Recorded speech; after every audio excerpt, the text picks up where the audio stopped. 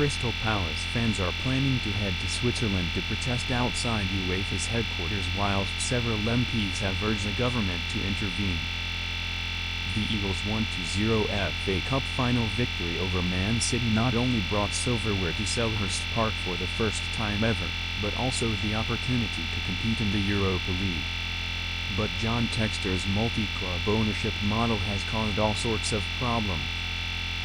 Whilst the US businessman has since sold his Palace shares to Woody Johnson, his majority shareholding in both the Eagles and French side Lyon violates UEFA's rules, and despite the South London club's insistence that Textor had no involvement in the running of the club, the European governing body have relegated the Premier League side to the Conference League. Unsurprisingly, this has not gone down well. Chairman Steve Parish has been vocal about his disdain for the decision, and Palace will challenge the ruling at the Court of Arbitration for Sport, CAS, and according to The Guardian, the debacle has now reached the British government. MPs write to government urging intervention. As reported, 7 Liberal Democrat MPs from South London have written to Lisa Nandy, the Culture Secretary, urging her to intervene over Crystal Palace's demotion from the Europa League.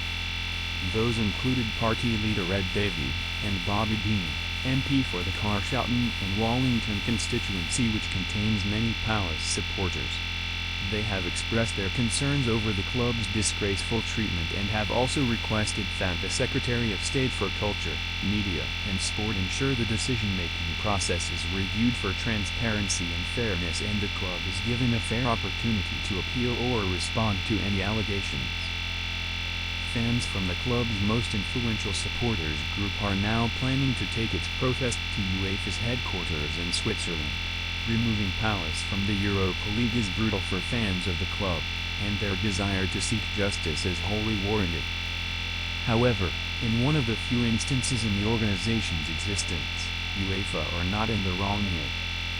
The governing body gave Palace plenty of time and several warnings of what would happen if the club failed to comply with their rules. Letters and emails were sent to all Premier League clubs outlining the rule change, and the league itself sent out a reminder to its participants.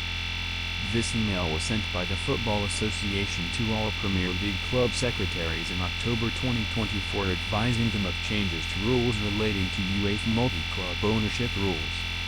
It would be difficult for a Premier League. The Eagles have had several opportunities to convince UEFA as to why they should be a Europa League team next season, and behind closed doors, whatever their argument was, it clearly failed to resonate, even in spite of the organization's desire to keep the club in Europe's second-tier competition.